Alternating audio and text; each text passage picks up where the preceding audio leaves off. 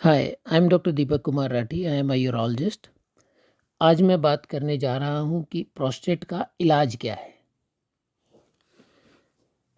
पिछले वीडियो में हमने जाना कि प्रोस्टेट के लक्षण क्या होते हैं। तो अगर आपको प्रोस्टेट से संबंधित कुछ यूरिन सिम्टम्स हैं तो आपको अपने यूरोलॉजिस्ट से परामर्श करना चाहिए।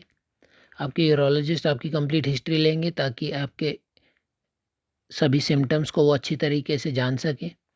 साथ में कंप्लीट फिजिकल एग्जामिनेशन किया जाता है, जिसका एक बड़ा इम्पोर्टेंट हिस्सा है डिजिटल रेक्टल एग्जामिनेशन, जिसमें मल द्वार के रास्ते प्रोस्टेट को एग्जामिन किया जाता है, जिससे यूरोलॉजिस्ट को प्रोस्टेट के बारे में काफ़ी महत्वपूर्ण इन्फॉर्मेशन मिलती हैं कि उसका साइज़ कितना है या उसमें कोई और अन्य एबनॉर्मेलिटी तो नहीं है।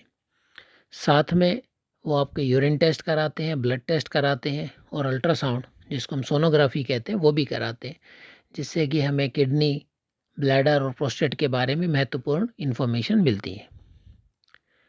साथ में ही यूरोफ्लोमेट्री टेस्ट कराया जाता है।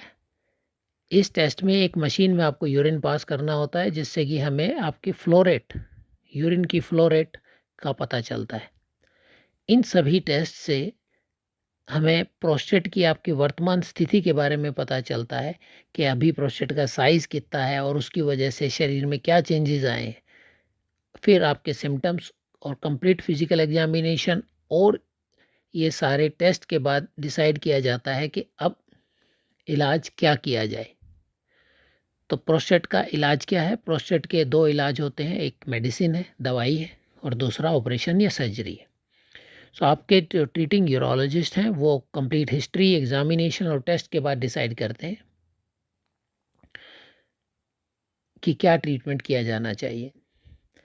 ज़्यादातर मरीजों में जो पहला इलाज होता है वो दवाई होता है।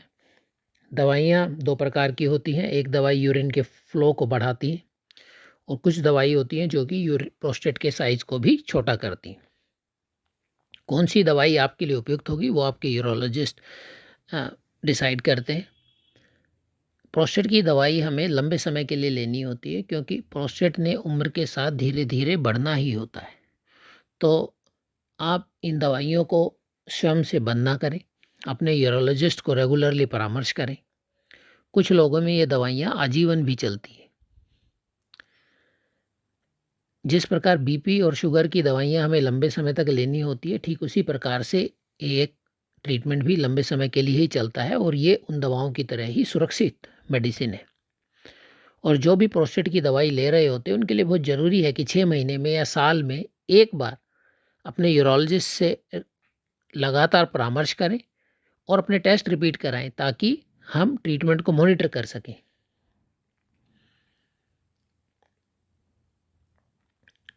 और साथ में ही डिसाइड कर सकें कि क्या दवाइयों में कोई बदलाव की आवश्यकता तो नहीं।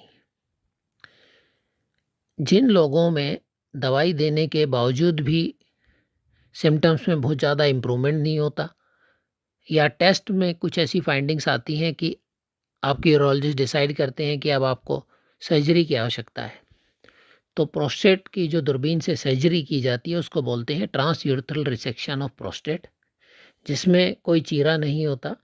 यूरिन के रास्ते ही दूरबीन से प्रोस्टेट को निकाला जाता है और यूरिन के रास्ता सर्जरी के बाद काफ़ी खुल जाता है, जिससे कि यूरिन खुल के आता है।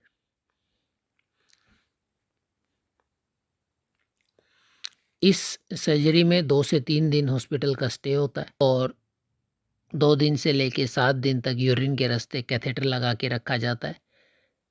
ये काफ़ी सेफ सर्जरी है।